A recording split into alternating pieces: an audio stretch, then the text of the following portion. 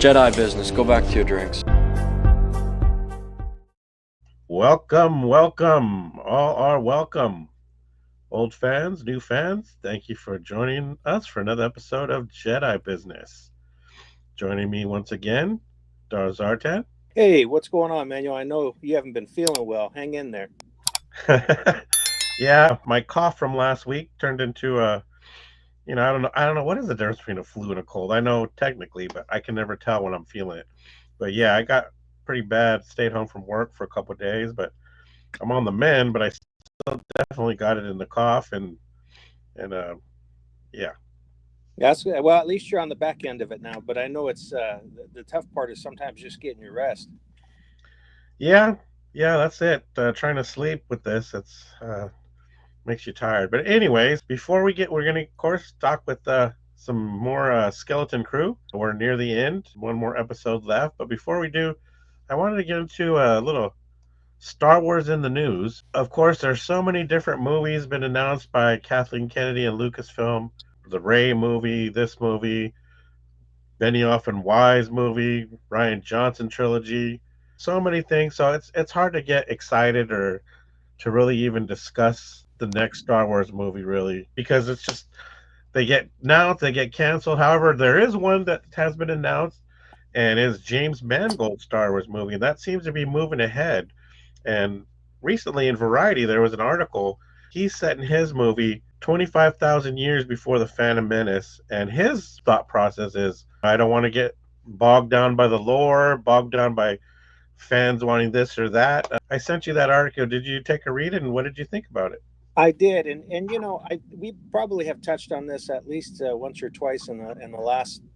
Well, since this series has started, sort of big picture perspective, I think that's certainly what Disney tried to hope they could do with the Acolyte, and obviously fans weren't really on board with that. And I've just been reading based on our last week's episode. I was looking over some things online about the Skeleton Crew, and obviously, depending on who you read, who you believe, there's also mixed results with the fans on this show. And I don't know if that's more of an age generational thing, because I get the sense that people of our age, which are in the 50s, probably grew up with the original trilogy and what came after. I think there's a sense of, hey, we enjoy it because we kind of know what the basis of it is in terms of some of the 80s properties that it gives off that vibe, that feel of those, what they say, the Amblin experience or Amblin vibe. But I guess with maybe some of the newer people, maybe they feel a little bit differently. Why I bring all this up is because they tried to do something a little different with Acolyte, but I think we certainly discussed that on our last podcast about where we felt that show came up short. And I have some faith in Mangold. I've enjoyed his big screen work, and I think he's Oh got my good, yes, I agree with yeah, you that 100%. and I think he's got as good a chance as anyone to sort of put the franchise back on the map on the big screen. And he, by taking it that much farther back, there's going to be ups and downs. In other words, there's a lot of advantage to that, but there's also some pitfalls because I saw this in some of the games as well. I really don't want to see the astromech droids 25,000 years ago. To me, that just seems that's a disconnect, right? I mean, I could see that maybe 100 years back there'd be an evolution of a droid. But if you see it 25,000 years ago, you almost have to sort of take yourself. Just think about our technology 25,000 years ago. There was no technology except for maybe tools and a wheel, So Yeah, I, do you think when he's talking about that, is he talking about going so far back that it is almost caveman days or something like that? Or what are well, we I obviously, mean, I know he mentioned he wanted to do more of a, this is his terminology, I believe, where he said, quote unquote, a biblical epic. When you've seen those old Ten Commandment movies when they're dealing with God and everything, this would be, of course, dealing with the Force and how it began and how they first came to understand it, supposedly. right. And so I guess part of me kind of thinks, well, hey, I'm open to that idea because I guess I'm kind of conflicted in the sense that I do want to see some of the old traditional Star Wars that I'm used to and that I like, which generally deals more with the politics, maybe with the Sith versus the Jedi or what have you. Well, But I know you read some of the old. I know you were into the old Dark Horse yeah, stuff. yeah, I don't know if you remember. There was a couple. I could not quote you which one they were, but I remember reading some where they were Tales of the Jedi, where they went back in the past. They were showing some of the origins, and originally how they had the lightsabers. They were actually connected to a power pack. I don't know. Have you ever seen those? Yeah, yeah, and I'm okay with that. I mean, Yeah, obviously, yeah, it's still, it different. was, Yeah, yeah, because again, 25,000 years a pretty big gap in time, right? It's not 100 years like the Acolyte tried to do. So I think there's going to have to be some differences, and that's why I say, even though I want to see some of that stuff that I like and enjoy, I do think back to those old series, and I really liked all those stories, Tales of the Jedi, and even some yes, of the novels and stuff. Maybe that's just because that's all we had. There was no big screen stuff, but I really think there was some good stuff there. Kevin J. Anderson's work, and some of the other material, certainly Zahn's work, and all that kind of influenced what came after for a few years. So I think at the end of the day, with what Mangold I think has in mind, I'm open to waiting to see what it looks like, and if he me does take, too. Yeah, yeah, me if he too. does take it that far back, let's give it a shot. I mean, Because and like I, especially with him, I don't think I've ever actually been disappointed by it. I mean, even the last Indiana Jones. Well, I'm not gonna jump up and down about it. I didn't think it was. I didn't hate it like some people did. It wasn't the worst thing I ever seen. well, and Uh, if you want to get off track there for a sec, I think for fans that grew up with it, or even newer fans, well, I just mean since he directed it. Actually, yeah, he yeah, directed and wrote it. but But but he but also what? did. He directed Ford versus Ferrari, which I thought was excellent. Yeah, He's getting hype right now for A Complete Unknown, which I want to go see. Of course, the Wolverine and Logan, right. and even go back further to like Copland. I thought that was fantastic. Yeah, no, same here. I really enjoy his stuff, and I think at the end of the day, what he was able to do in Indy, and this is maybe why some people say, well, that's not the old Indy doing. Well, yeah, because Harrison Ford is around 80 years old, so I mean, I don't expect the guy to be doing the same stuff. So they took it forward in time, right? And they took the character forward, and they did some stuff, and kind of try. You could argue whatever Disney's merits were about maybe opening up a franchise for the female character Helena Shaw, but my point is related to this is he's going to take that franchise, the Star Wars franchise, back in time, and I'm Yeah, going to. So based on what we've been saying, if we both like his work, I'm going to give the guy a shot. I'll let him. yeah. The only caveat I have is, I was actually a very big Ryan Johnson fan, and I was excited for The Last Jedi, and I really don't think he knew the story. I don't think he. I think I sent you that video from Wentworth or whatever, where basically he feels he tried to play in this this sandbox without having a good knowledge of what he was doing. Now I have a little bit more respect for Mangold, because even when he was doing indie, he doesn't like getting bogged down by lore. He has a respect for the history of it. So I'm a little bit more, not as hesitant to see his. But what do you think about this whole being bogged down by lore and bogged down by, quote unquote, a series? He, in that article, Variety article, he also said that he would never probably be involved in a Marvel movie because there's so much lore. To me personally, I understand that, and I can see how you would be, especially with Marvel, especially with the first two phases of Marvel, where it was almost linked, setting up the next thing. But these last phases, it's like nothing's been connected. It's just all hodgepodge. I can understand that, but by the same token, I think what you do is you focus on just the movie you're doing, and then from there you can add in other stuff. I don't necessarily think it's a hand. Well, but so let's think about that, right? Because basically now you're talking almost 15 years worth of MCU material, and I think Disney. It makes me wonder, based on what you just said, it makes me wonder if Disney's approach in the more recent Marvel movies has been, certainly since Endgame, are they creating these properties to sort of expand and see if they can do a solo thing? Because I don't really get the sense they've been, at least for the last 2 years, there's sort of a unifying, where before the thing was, the buildup was going to be Thanos, right? So Yeah, in yeah. this one, it doesn't. Now, granted, there's been setbacks. You had COVID in the real world, and then you also had the whole. His name's escaping me. The actor who was T'Challa no, no. Well, there's that also, and we could get into that and more probably Majors, in the podcast. But Majors. right, that's what I was going to say is right. The whole Yeah, Kang. of course, because it was supposed to all lead to the So multiverse and Kang. And yeah, you're so right. Yeah. I think part of their problem is they just ran into a number of difficulties. So it was probably hard once they felt like they were moving in direction. They got another setback, and then they had to move again. I think that's kind of been sorted out. I get that feeling, at least it has, but we're going to find out. But to Mangold's point, I guess I see what he says. I'm sure if they came at him with a big enough paycheck, he'd say, I'll give a crack. I'll give a crack at it. In other words, I'll take a shot at it. Right. So, let's not discount the fact that any director would probably want to work on a franchise like that. At least someone who's not just independent film focused. If that's the case, they probably wouldn't want to work on a franchise, but most directors in Hollywood would. So I'm assuming that if the opportunity came up and was right for him, he probably would do it. But so going back to this, obviously the article and the Star Wars franchise, I know what you mean about Rian Johnson, but I think we've discussed this off the record at least. Part of the problem is Kathleen Kennedy. Certainly, if she was supposed to be the one steering the ship, she wasn't doing it well enough where everybody, JJ, Ryan, and all those folks involved in those 3 sequel films, I don't think any of them felt like there was any direction. It was pretty clear that after the first one, they really didn't have an idea how the second one was going to go. So they certainly didn't know where the third one was going to end up. So I think we're in a little different mode now, at least as far as Star Wars is concerned. At least I certainly hope so. Yeah, me too.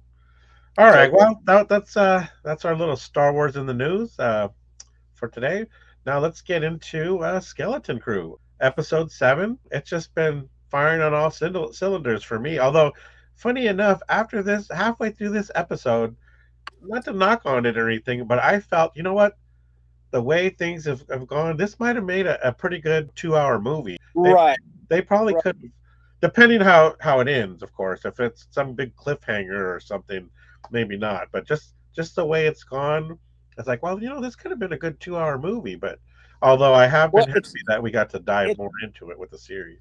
Just quickly, it's funny you mentioned that because any of these series that we've seen probably could have been a 2-hour movie on ABC back in 1985, right? Or something like that, where that you can clearly see where that, especially because of the era. It's funny you mentioned that. If it was all Amblin, it gives the vibe. It's basically a movie. It doesn't have to. I don't think there were ever any series like this, certainly back then. So it's funny you say that because I think a lot of these, we've said that the last couple episodes. Why wouldn't this episode or couldn't have been expanded or maybe contracted with another episode and turned into an hour? Mm-hmm. It just feels like there's some filler, but there's some good plot too. But it just feels like this probably could have been a 2 or 4 hour, series and or movie, probably a 2 to 3 hour movie and call it good. Yeah, and I say that not saying that there has been any slow or parts that could have been cut out. I've liked pretty much everything, but I'm just overall, just my thought process. But anyways, we start out this episode. This episode's called "We're Going to Be in So Much Trouble," and it starts out back with the parents, so bringing them back into the story. And I thought that was a fun little thing there with they're running around trying to get that a message off and everything. And of course, I thought it was great.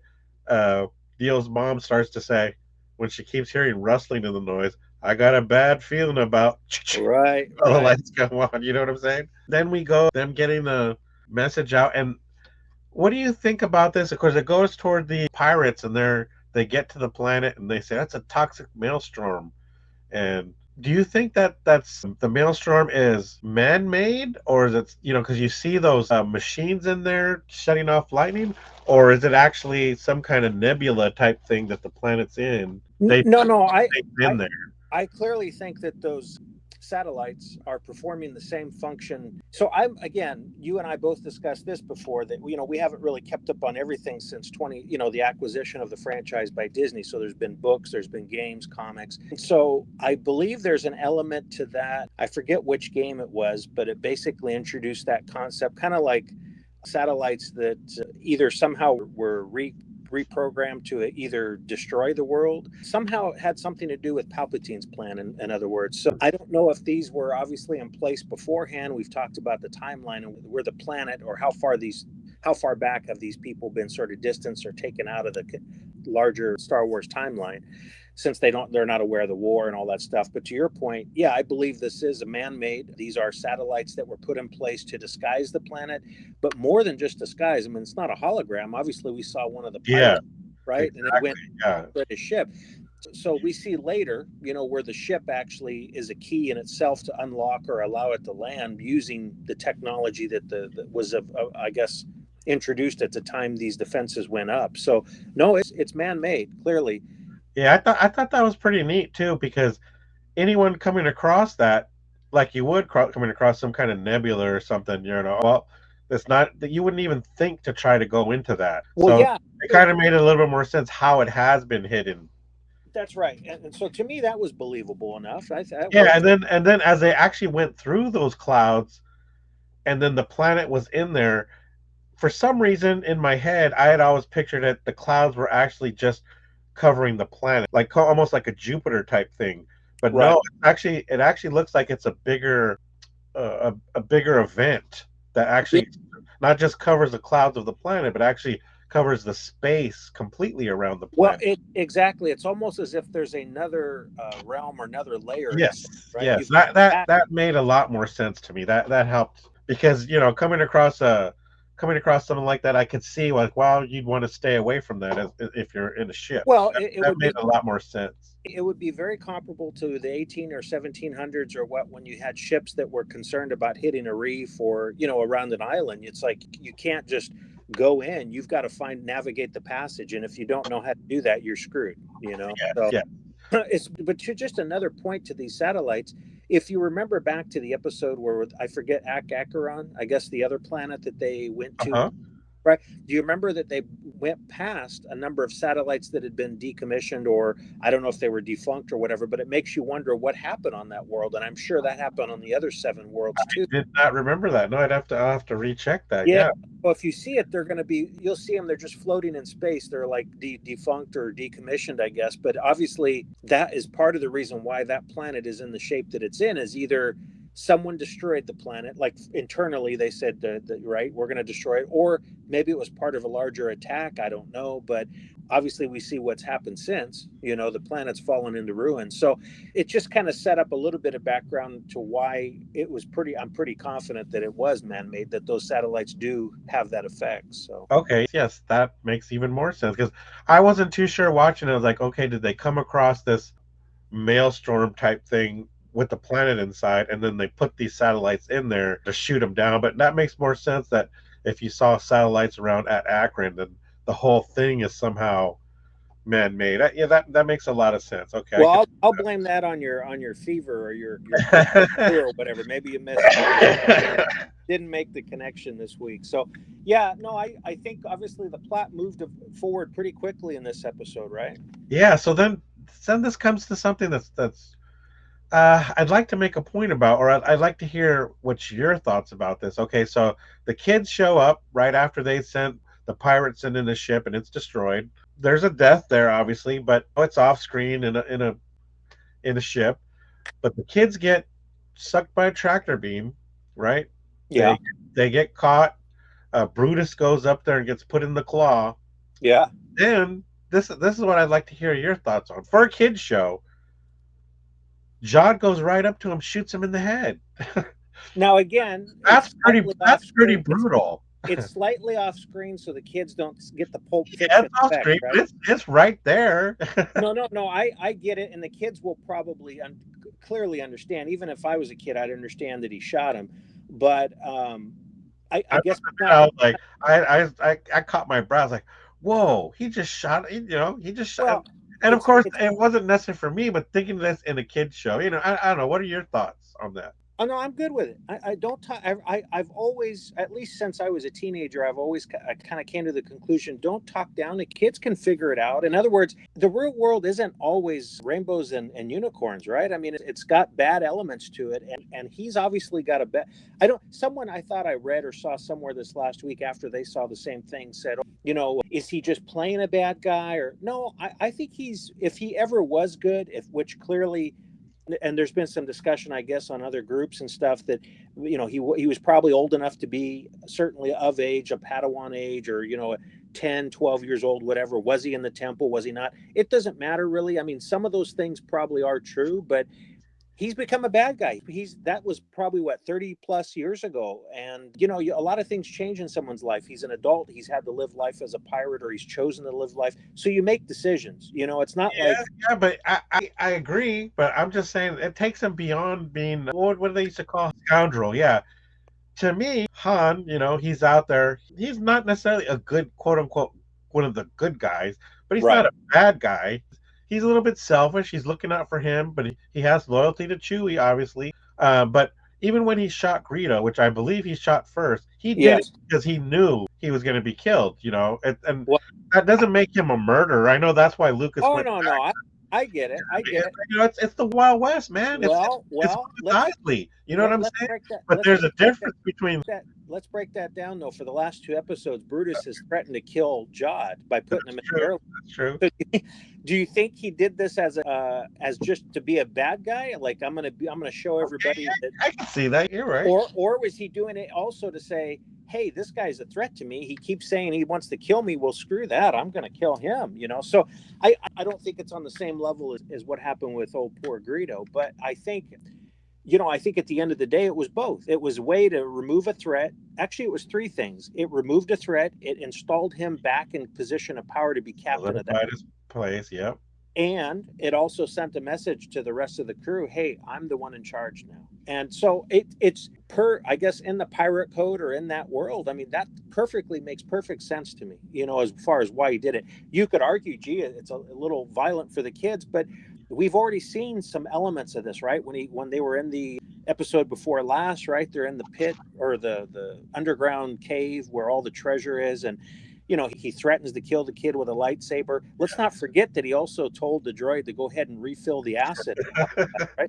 So he's obviously making decisions based on his own best interests, and some of those may not be good things. But You're right. So, again, do I want to sit down and have a drink with the guy? Probably not. But do I understand where he's coming from, his motivation, and why he's doing what he's doing? Sure.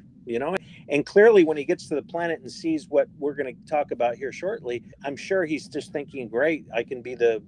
Let's go on from that. Okay, so he kills Brutus. They get on the ship. He realizes, or he has a suspicion that something on the ship is what able to make it. He doesn't yet know that it's the ship itself, but he thinks something on the ship is what able to get through the clouds. Yeah. As 33, go find it. What is it that's able to make this ship go through? And that's when we go into you can't be captain of two ships, which is a little funny. Yeah. His unclaimsies. And the fact that 33 went along with it, even though it, quote unquote, wasn't necessarily pirate code to call unclaimsies, which I thought was pretty funny. It's good entertainment, right? Yeah, but then of course we lose 33. Right. I thought for a second once he chopped 33's head off and he stepped forward, I thought he was going to step on that mouse, but I guess I thought the same thing. I thought the same thing. That's a little too far even for Disney, because you just shoot it away. You could shoot a pirate, but you're not going to harm any animal. Kill an animal. Yeah. The ship gets through. I think that was actually a pretty exciting scene. And again, one thing you can't fault Disney for, or Lucasfilm, is those visuals were pretty good. Yeah. Dealing with those satellites and the lightning and all. I thought that was a pretty good scene. The visuals have held up. And what did you think about when the ship came to land? I guess those people wouldn't have seen that happen ever in their lifetimes, probably. An actual emissary ship coming through and landing, because you notice they're up on that grassy hill when it starts to open. It's like they have no idea that's a landing pad. Right. Well, are we sure that they haven't seen this happen before? Maybe it's been a while, but I guess it would have to go back, if we're going into the fact that they have no real knowledge. Well, it's like this. Okay, they don't seem to have knowledge of what's going on in space with the war. Obviously, they would have had to known about the war, either the rebellion or, going back even further, the Clone War.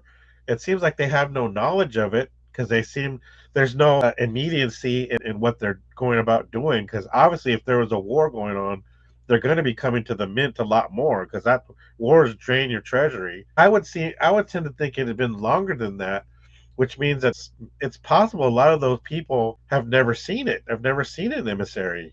That's probably a safe bet. And let's also remember that the ship itself is the key, Yeah. right? And in order to try and get through. So if that's the case, are there other quote unquote emissary ships out there? And if so, who would be piloting those ships? So I would think so that either they had them on Coruscant or whatever, and maybe in some of the other at quote unquote at planets, but people wouldn't know if the knowledge was lost that what these were for. They wouldn't know specifically that they have a ship that can go through there, because somehow that knowledge was lost. Because there had to be more than one ship. You're right. It's not just one ship per planet. They had to be multiple ships. There were multiple planets. So somewhere along the way, it has to get lost in the far off past. Like you said, I think originally it's almost like an Atlantis type thing where it was lost a long ago, or they're thinking about when they talk about the Jedi, it was almost like King Arthur. It's so far in the past that somehow that knowledge was lost. That's what these ships can do, is that they can well, really. no, I think those are all good points, Manuel, because let's think in the real world, if it was still going on, if it was still continuing. If you remember, I'm kind of divert a little bit to the Andor show, at least for that first season. You remember it was kind of common knowledge. Obviously, the people in the Rebels side knew about it. Was the delivery of those ships that were delivering it was they had their own mint, right? And the plan that they hit to basically finance the rebellion. So I'm wondering here, if it was known that these ships were coming in and out of, there would have been some flight plans or a route perhaps, or word would have been around. In other words, the pirates, not necessarily these pirates, but any pirates or someone who wanted to take advantage of the situation probably would have been, it would have been common knowledge, in other words, where it wouldn't have been like the city of Atlantis or something Or where even if it wasn't common knowledge of the routes per se, it would be common knowledge that these flights existed. That's what leads me to believe that that knowledge had to have been lost hundreds of years ago well, before. and I think it was pretty clear. Obviously, this was the first time in a long time that hill had opened up, because there was stuff falling off. There was, it wasn't like it had been open last week or a month ago. Yeah, It looked like it had been hidden for quite some time. So I think that's probably accurate based on what we saw. yeah. So they take them. We hear the what is it, the supervisor's voice, and they seem surprised too, like they've never heard it themselves. It's the Right. supervisor. Um, and of course they take them directly. So it would lead you to believe that in the past ships would come here. It's not like they're there for chit chat, but they'd go down to the vault, load up, and take it up. But one thing I when I he goes down there to the vault, and I remember the robot saying, "I'm taking you to the quote unquote vaults." And as it's opening up, he's like, "How many of the vaults are there?" And they're like 1,139. Yeah. Can you imagine that? That's so. Here's my question to you: John gets through. What the hell does he need the other pirates for? Well, I think Load up his ship. He can come well, and go as he pleases. Come stack up another load. He doesn't well, need the pirates. well, clearly he doesn't need them, but I mean, I think he was obviously doing what he did. His actions were basically to just survive, to get to the planet. So yeah, you're right. Does he need them? Probably not. But I don't know. In uh, my selfish Tony Soprano way, since I just finished that series, I would have been like, "Hey, you guys think I'm dead? You can't get in. I'll stay here yeah, for a while. Load up my ship. I'm rich. I can do literally whatever what do you well, do when you're rich? He doesn't have to be a pirate anymore. I'm sure all of that went through the character's head, right? Because you could see the wheel spinning towards the end there as he was going through, and then he knocked over one, and then a whole bunch of them fell over. So I think of the credits, so I'm thinking he's probably, it's come to his mind. It's like, yeah, I could do basically anything I want to do now. So yeah, I'm sure. The one thing that everything seems to be flowing, I get where they're going, but I do want to see in the last episode. I know we're going to see the supervisor, and we'll get some background there. I really wish, and I don't know if we're going to get that though. I wish we could get a little more background on Jod's character. What is the story behind his character? Yes, I yes. thought we would have gotten a little bit more by now, but we may not see that in the last episode, especially if this is going to roll into if this is supposed to roll into the big movie coming up whenever next If year. Yes. because I've been looking, I can't find any more information that it is supposed to. Well, if that's the case, we might not get any information until then. So Yeah, but one thing about that, I know we talked before about how a lot of shows try to answer everything at the last second. When you think about it, this movie isn't. John's an important part, but the movie is about the kids and their journey. yeah, yeah. It's nice that we got this, but I think that opens up something, especially, I think hopefully John's been well received, but although we'll talk about it at the end, about the ratings again. But yeah, so it'll open up. It's like, okay, now we got a little information about it, but now we want more. Like you said, like where does he come from? What is his story? What's going on with him? So I agree with you. I want more of that too. I mean, is it necessary to complete this story? No. Is it more just out of self-interest? Yes. But I do think, Disney probably throws these things out there and they're not stupid. We're just talking about the visual media as far as I guess TV or video type material, something that you would watch on a screen. But what about, I mean, there could be comics, there could be a novel plan, there could be, Yep. spun off into something else. So I'm sure Disney's just watching and waiting to see how all this is greeted, and then they're going to figure out what they want to do with the character, if anything. Well, remember in Acolyte, they made such a big deal in the previews, a Wookiee Jedi, and I mean, literally, we show up and he's dead. But that being said, they did come out with the comic book about him. Oh, So, they did. yeah, so he got. I meant to pick it up, but I never got a chance to. But yeah, so like you said, it doesn't necessarily mean we're going to get John's story in his own show or in a season two. We may or may not get that, but like you said, maybe in a book or a comic. But talking about that, the this is the problem I see as far as a sequel or some of the show is the audience ratings are terrible with Skeleton Crew. Like I said, we talked about last week, they're going up, they're gaining per each episode, but they're still super low. And I think it was, I can't, I don't want to say because I don't remember, but somebody was saying the Acolyte, which I agree, the Acolyte, Skeleton's Crew is having the same effect that Solo got, coming so soon right after The Last Jedi.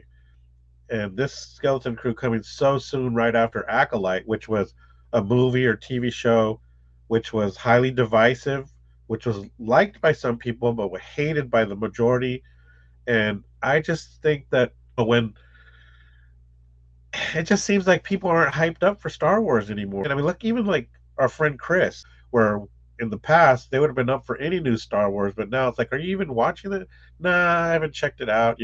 I've had trouble getting people to like check. Hey, man, you got to check it out. It's really good. It's like, maybe. Like I said, I finally got my niece and nephew into it. Yeah, no. So I think there's two things going on here, right? Which is sort of just looking at it in a couple different ways. One is I think people are still stigmatizing based on the previews and stuff. They think it's probably a kid show, which granted it's kid focused in terms of the plot, but there's enough there that would keep any Star Wars fan interested. But I think they're seeing that and they're saying, well, it's probably geared more for the kids. I'm not going to watch it. Right.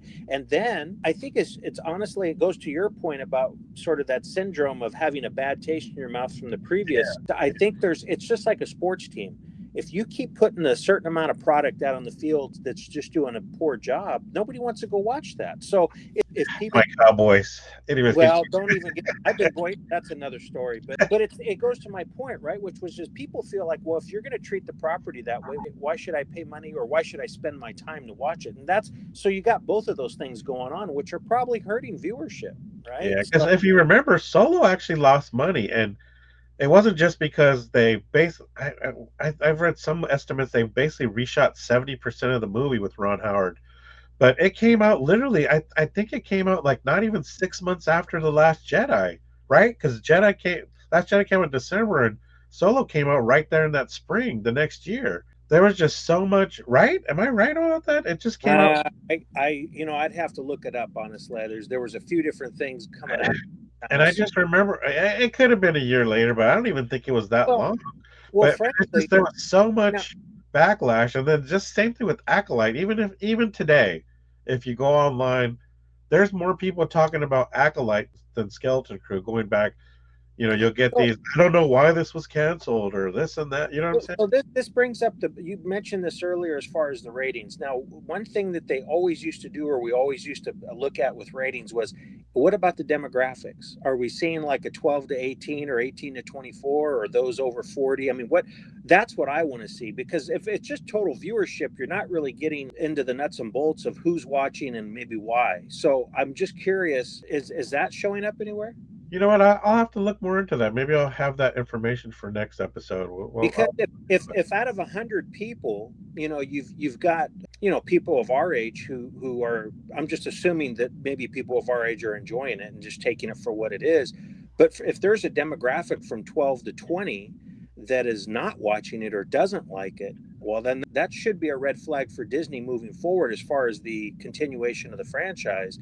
But have you heard from any of the other guys? I mean, why nothing. they're not watching it? I mean, you put it out once or twice at Crickets, so I mean, Something. there's Larry is a diehard Star Wars. Chris, I mean, Red 5. I think there's only so much that I think they're there just burnt. maybe, and there's a lot of other stuff out there, and I think I've just sort of on that talk of a lot of stuff. I mean, for years I worked and did a bunch of different things, so I was pretty busy. I'm only now catching up on some stuff like the Netflix Marvel series that's actually 10 years old now. So I guess what I'm saying is I would pick and choose, and obviously there's a financial investment, there's a time investment to get onto a pay service, or make the time to sit down and watch some of this stuff. So maybe for some of those people, they're like, yeah, it's Star Wars, but it's not on the top of my list. In reality, there's none of those characters are the old characters that any of us are familiar with. So, That's true. I so just it just seems yeah, like after the Acolyte got a lot of bad reviews, and even Ahsoka wasn't. I liked it, but it wasn't like it was like gangbusters. I was actually overall disappointed by the end because just nothing really happened. You know what I'm saying? I felt that should have been a little bit longer, and I don't even know if they watched that show either. So yeah, it's kind of Star Wars, sad, bro. Star Wars is at a point where I know Disney wouldn't want to hear this, but it may, after all these series and movies wrap up in the next 2 to 3 years, maybe it should take a break like it did for all those years. I'm not saying it needs, because at some point we're going to be dead and I'll miss out, but I maybe take a 5 year break, and just Or at just least come up with a plan going come up forward. come up with a plan, take a break, get reassess, and let people take a breath and say, okay, now I can either, if they decide to do a reboot, because that's a possibility. I heard that mentioned before, even though I wouldn't want to see it, that is a possibility down the road. I hope not. I would never. I hope so too, but or they just take a break, they chill, they reassess, get new plot lines, or develop things out a little bit and figure out. Here's the thing. Um, it's funny. They Kathleen Kennedy has, she's got all these. You hear her talk about it. It's like, okay, well, what can you do? What time period do you want to do it? Way in the past? Okay. You want to do a Ray movie? Way in the future? Okay. You know what I'm saying? All these timelines, and it's funny. They almost don't seem to care about the quote unquote long term fans, but those are the ones that would understand the different timeline. Right, People like right. us that are get into it. Okay, I can understand this is 20,000 years before this, or this is 100,000 years in the future, or whatever. And yet, those us fans, it seems like we're the ones that they almost don't care about. They want new fans, which is understandable. But to me, in order to get new fans, what they got to do is they got to pick a timeline. I think they could still have certain movies in the past just to do, a one-off with Mangold or here and there, but they need to pick a time period, whether it's right after the sequels, and go start from there. Tell stories from that timeline, so that way people can say, okay, this happens next. This movie comes after this, as opposed to like now it's like, okay, Acolyte, so that comes after the Rise of Skywalker. Well, no, it comes after, or it's way in the past. Well, did that come after Ahsoka? Does that come after Andor? Well, no, it's two complete. Four of these last shows take place in completely different timelines. I think for the average regular fan, they're not. It's a little hard to understand that. Yeah, I mean, that's, again, all of these are probably considerations as far as why people are or are not watching any of these shows, and I think that's a fair assessment. I think Granted, I think we both agree that Marvel's taken a hit the last few years. I do think that the last, I'm trying to remember, I'm drawing a blank, but I'm sure the last series I watched I enjoyed. Um, Anyhow, my point is there was some direction, though. Certainly overall, you could say for that decade, from Iron Man all the way till Endgame, there certainly was uh, some thought into that, right? So that I never got the sense that that was the case with Star Wars after they bought the property. It was like Yes. basically they wanted to move forward in time right away. They built the theme park, which is again focused on the sequel era. So everything told me as a fan, you're basically giving us all the middle finger who've been with the franchise for Yes. five That's I years. agree. Uh-huh. So, with that being said, people can argue about the merits of Kathleen Kennedy and what she brought and what she didn't bring. Hey, she probably has the ability in Hollywood to move a project through pretty quick, get the proper marketing behind it to get it out there. But I don't think she's truly a creative person. She's probably more business minded. And thank God they brought Filoni on board as the creative sort of lead on these projects. I got about a year and a half, 2 years ago, I guess. But it may be too little, too late. That's the only thing I'm concerned about because they've had it now for over a decade. They've had the franchise, and so it feels kind of like that could all be squandered. That time that was there's a few bright points you could point to, but there's also some things I could point to and say that's garbage. And it's like I just feel like moving forward, you may have lost a generation. I mean, potentially. Some of these kids may look back fondly, like if you look at the generation after us, that grew up more with the prequels and the Clone Wars. That's kind of what they remember fondly. They Yeah, don't but remember. you know what's crazy? Even then, you would find people that was their first movie and talk about it. I just I don't hear anyone. Oh, Finn, that's my favorite. Oh, Well, Ray, except for the little girls who dress like Ray. And but what I'm saying is like, okay, even when the original trilogy came out, the ancillary stuff that came out, like say Ewoks or droids, that was kind of within the same time period. When the prequels came out, we got the Clone Wars. That was in the time period. But now we get the sequel trilogy, and then we get stuff from before, way before, and now we're gonna get something from super before. You know what I'm saying? It's like it's not staying within, and the only people that would really understand those time differences would be the diehard fans, which, like you said, I feel like you that it seems like they give you the middle finger. So anyway, well, that's my it thought. yeah, and it's interesting because in my mind, I'm kind of wondering when Lucas sold everything, did he say to himself, you know what? I'm satisfied. I told the story that I wanted to tell. In other words, episode one, a little bit of Clone Wars, but episode one basically through episode six. And he felt like that completed his vision. I know there was discussion years and years ago back in the 70s. He wanted to do a 9, even 12 episode, movies. Worth of material, but I think at the end of the day, he certainly came to the conclusion he's not getting any younger. Special effects had reached a certain point. He felt like he wanted to tell this story and he was good. So in Yeah, his mind, when he sold it, he probably said, hey, I've told my story, you guys do what you want to do with it. It's not mine anymore. So I think he really probably believes that. And even though other creators, Garth or Gareth Edwards, isn't that the director of Rogue One? yes, So I think Gareth, I think certainly Filoni and Favreau, they've had him on set, for different series, and I think it shows. In other words, not that Lucas has had direct, hey, you got to film this way or whatever, but if they're asking him, hey, what was your idea behind this character? How could we move this plot forward?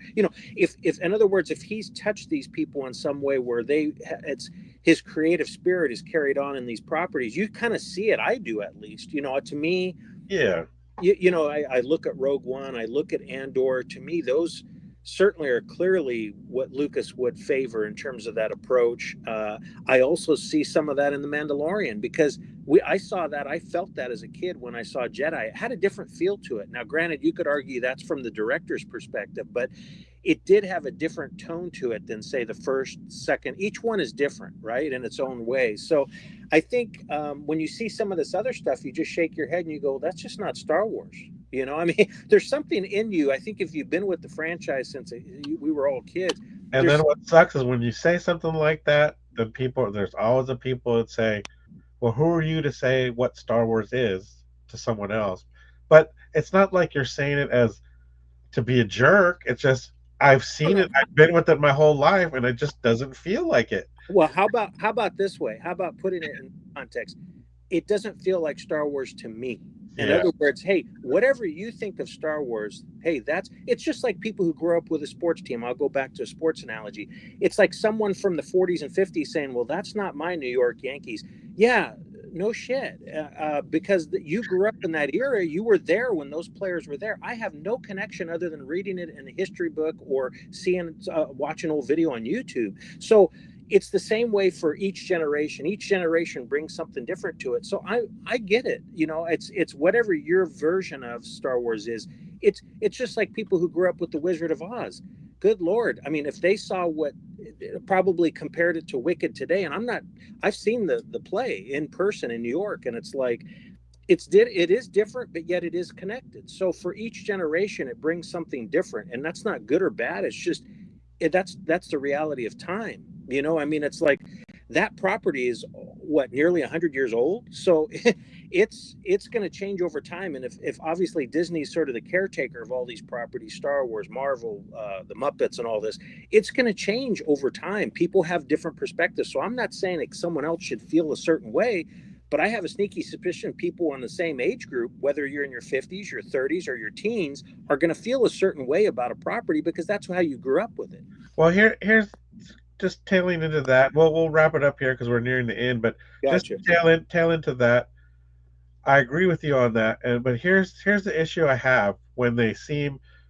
I can understand modern audience, modern filmmakers. They're going to tell their stories a different way, but it just seems, and I don't know why I have this feeling, but I felt it too when like you said, when Disney came along, they built all their stuff, and all of it was sequel trilogy stuff. That they it's almost like they're purposely giving the middle finger to the older fans. They're saying, you know what, almost like we don't care about you, we care about these new fans. Yet we're the type of people, at least I am speaking for myself, I'm the dummy that will still buy stuff from the old trilogy. When there was a new release on video, on DVD, on Blu-ray, 4K, I bought the DVDs. I got the steel books, even Yeah. though I had the movies from bajillion years ago. And I have the VHS, I have the Blu-ray, I have them on streaming. But I'm the type of person that buy that. I'm the type of person that will buy a Lego set of uh, the Millennium Falcon. I'm the one that I spent tons of money, and people like me have spent tons of money, and yet we're the type of people that you should cater to in a sense. Not to say that you want to make it all nostalgia, but just don't give us the middle finger either. It should be. I don't know. I just feel like they shouldn't cater to the old fans. They should cater to new fans too, but they shouldn't actually push away old fans, which it seems like they do sometimes. That's all I'm just saying. I'm not saying that they should have to cater to the old fans. Obviously you got to bring new fans. I'm just saying don't push away the old fans, and that just seems what it feels like they're doing Well, sometimes. let's just make it strictly about business. That just seems like bad business, right? I mean, why would you do that? You're restricting your potential sales or making money. It just doesn't make any sense. So, Star Wars is big enough, or at least I think it should be. That it should be in a position where it can cater to different audiences. It doesn't, you can have, remember years ago, they used to have sort of the mainline stuff, but then there was stuff geared for younger kids. There was, why not gear it in maybe three different directions? I mean, you look at, I'll try and wrap it up too, but you look at what they've done overseas, like in Japan with different properties that have been around for, look at like Godzilla. I mean, you could pick that franchise up at different periods of time and experience four different sort of things going on, depending on what era you start following it. So my Yeah, point is, maybe they should be like trying to encapsulate, like, hey, if you want to watch this series, it ties to this era or this timeline. If you want to watch this, because to try and tie it all in together now, almost 50 years on, it's just at some point it becomes undoable. yeah. So Which, anyway, that's a, and you saying that, it's funny enough, that brings us back all the way around to what Mangold was saying. That sometimes the lore can be, which I guess we have to kind of agree with that it's sometimes lore and all that can be a chain instead of a open pathway, I guess. Sure. Anyways, we kind of went a little long, but that's good. We had a good talk. Darth Zartan, thank you again for joining me. I will be here next week for the final episode of Skeleton Crew.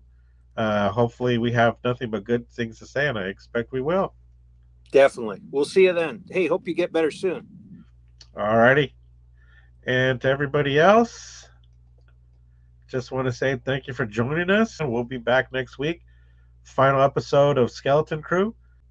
Everybody, see you then. Make sure you subscribe or like, ask any questions, and may the force be with you.